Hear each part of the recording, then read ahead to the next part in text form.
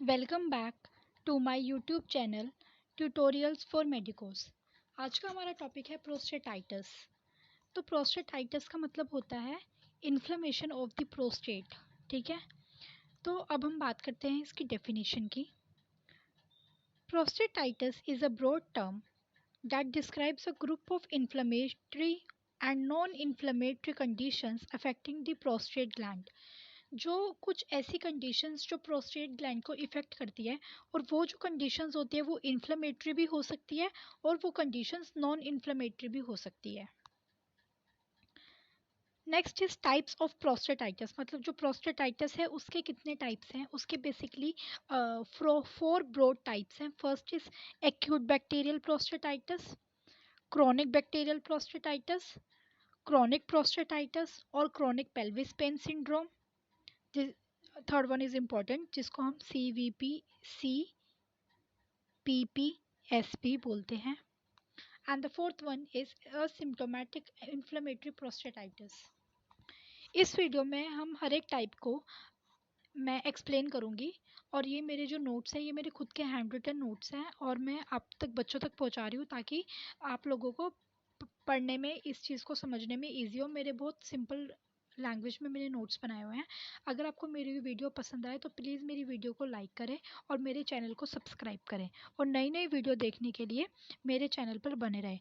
आज हम इस वीडियो में डेफिनेशन, टाइप्स और बाकी आज मैं सारा समझाऊंगी प्रोस्टेटाइटिस के बारे में कि उसकी क्या क्या डायग्नोस्टिक इवैल्यूएशंस होती है, उसकी क्या क्या मेडिकल मैनेजमेंट कर सकते हैं, नर्सिंग मैनेजमेंट क्या क्या हो सकती है, उसके कॉजेज़ क्या होंगे, और उसके मतलब जो क्लिनिकल मैनिफेस्टेशंस है अगर किसी भी पेशेंट को, तो प्रोस्टेटाइटिस में पेशेंट क्या चीज़ उसके अंदर साइन एंड सिम्टम्स आएंगे।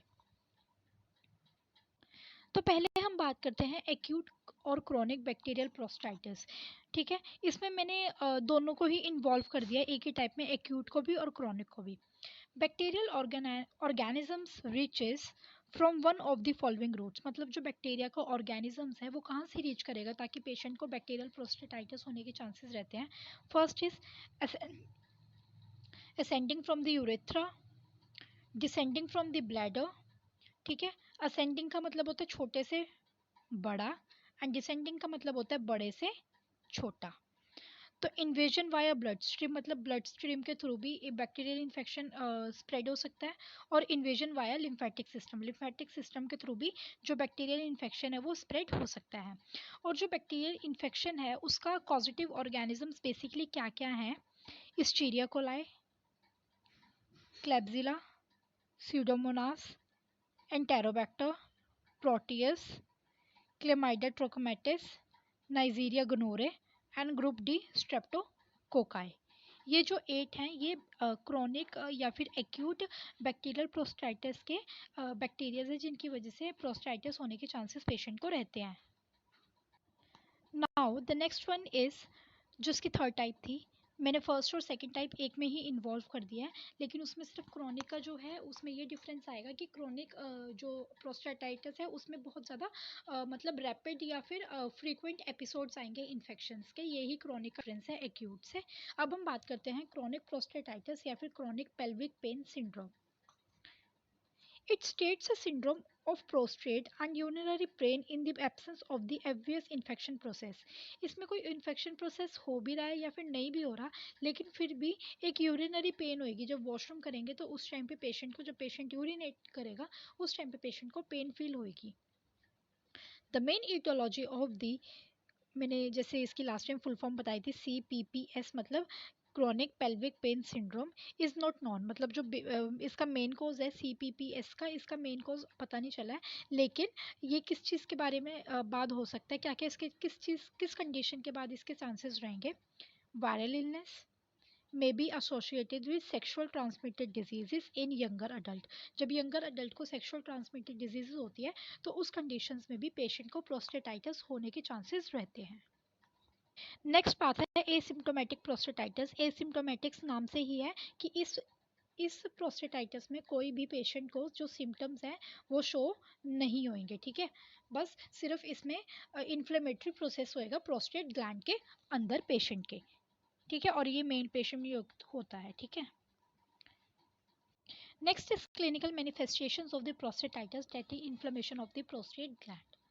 First is acute bacterial prostatitis. अगर किसी पेशेंट को हो रहा है, उसको fever, chills, back pain, perineal pain, dysuria, dysuria मतलब absence of urine, urinary frequency, urgency and cloudy urine, मतलब जो यूरिन है वो पूरा मतलब वैसा नहीं आएगा, उसको क्लाउडी क्लाउडी मतलब धुंधला धुंधला उसको यूरिन आएगा, ठीक है।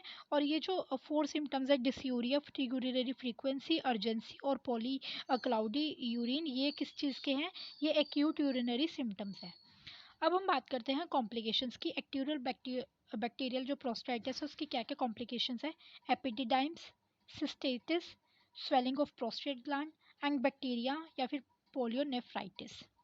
सेक्सुअल फंक्शन इफेक्ट्स क्या हो सकते हैं? पोस्ट इजैकुलेशन पेन, मतलब जब पेशेंट इजैकुलेट कर देगा उसके बाद पेशेंट को पेनिस में बहुत ज़्यादा पेन होएगी।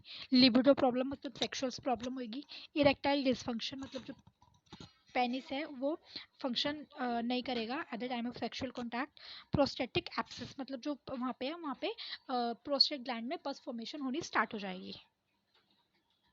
Next is chronic bacterial prostatitis, ठीक है। इसके क्या क्या क्लिनिकल मैनिफेस्टेशंस रहेंगे?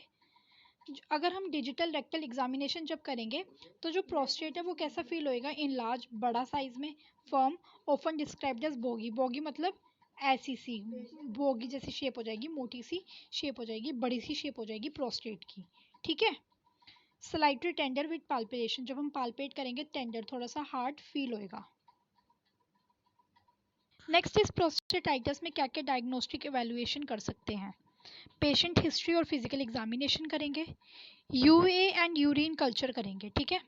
मतलब यूरिन कल्चर क्यों करेंगे? क्योंकि मतलब इसमें यूरिनरी की प्रॉब्लम्स आ रही थी, ठीक है, क्लाउडी यूरिन आ रहा था, इसलिए यूरिन कल्चर करेंगे। और इसमें डब्ल्यूबीसी की भी प्रेजेंस देखेंगे क्योंकि बैक्टीरिया या इन्फेक्शन जो बैक्टीरियल इन्फेक्शन पेशेंट को हो रहा था उसमें जो डब्ल्यूबीसी है उसके जो साइजेज हैं उसके जो नंबर हैं वो इंक्रीज हो जाएंगे बैक्टीरियल इन्फेक्शन में। तो डायग्नोस्टिक स्टडी करेंगे जब हम यूरिन कल्चर की, तो उसमें डब्ल्यूबीसी का काउंट देखने से हमें पता चल जाएगा कि पेशेंट को जो बैक्टीरियल इन्फेक्शन है वो कितना सीवियर है। Next is trans abdominal ultrasound और एमआरआई, मतलब हम इसको एब्सेस को देखने के लिए जो प्रोस्टेट ग्लैंड में प्रेजेंट है उस चीज़ को फाइंड आउट करने के लिए हम पेशेंट का ट्रांस एब्डोमिनल अल्ट्रासाउंड करते हैं। Next is microscopic examination of urine, urine का माइक्रोस्कोपिक एग्जामिनेशन इसलिए करेंगे ताकि इसमें हमें अलग अलग सेल्स का पता चल जाएगा। CBC, complete blood count, BUN, bilirubin, nitrogen and bilirubin, urea और नाइट्रोजन पेशेंट का करेंगे, ठीक है। नेक्स्ट डायग्नोस्टिक स्टडी है सिस्टोस्कोपी। सिस्टोस्कोपी में reveal a narrowing of urethra where the presses through the prostate gland indicating a enlarge process, मतलब जो cystoscopy में हमें पता चलेगा जो यूरेथ्रा है वो नैरो हो जाएगा, उसका जो डायामीटर है वो छोटा हो जाएगा। नेक्स्ट हम बात करते हैं नर्सिंग डायग्नोसिस की। तो नर्सिंग डायग्नोसिस है hyperthermia related to infection process as evidence by fever and discomfort. Hyperthermia मतलब पेशेंट का जो बॉडी टेम्परेचर है वो इंक्रीज हो जाएगा, किस वजह से? क्योंकि हमने क्लिनिकल मैनिफेस्टेशन में देखा था कि पेशेंट को फीवर हो रहा था और डिस्कम्फर्ट पेशेंट को हो रहा था। Next is acute pain related to prostatic inflammation as evidenced by pain, difficulty in urinating and ejaculation। मतलब पेशेंट को मतलब पेन होएगी, क्यों? क्योंकि हमने देखा था पेन क्यों हो रही थी, क्योंकि जब वो यूरिनेट कर रहा था तब पेशेंट को पेन हो रही थी, और जब वो इजैकुलेशन कर रहा था, ठीक है, तब भी पेशेंट को पेन हो रही थी। Third nursing diagnosis chronic pain related to chronic prostatitis. अगर किसी को क्रोनिक प्रोस्टाइटिस है तो उस वजह से पेशेंट को क्रोनिक पेन भी होगी। Fourth one is deficient knowledge related to disease cause by that is prostatitis, मतलब पेशेंट की डेफिशिएंट नॉलेज होगी, उसको इतना अच्छे से उसको नॉलेज नहीं होगी कि जो उसके साथ कंडीशन हो रही है वो क्या है। तो इस चीज़ के लिए पेशेंट को अलग अलग हम इंटरवेंशंस प्रोवाइड करवाएंगे, पेशेंट का जो लेवल ऑफ नॉलेज है उसको इंक्रीज करेंगे, ठीक है, उसको साइकोलॉजिकल सपोर्ट प्रोवाइड करेंगे। ओके, अगर आपको मेरी वीडियो पसंद आई हो तो प्लीज़ मेरी वीडियो को लाइक करें और मेरे चैनल को सब्सक्राइब करें, और नई नई वीडियो देखने के लिए, जानने के लिए मेरे चैनल पर बने रहें। Thank you so much for watching my video.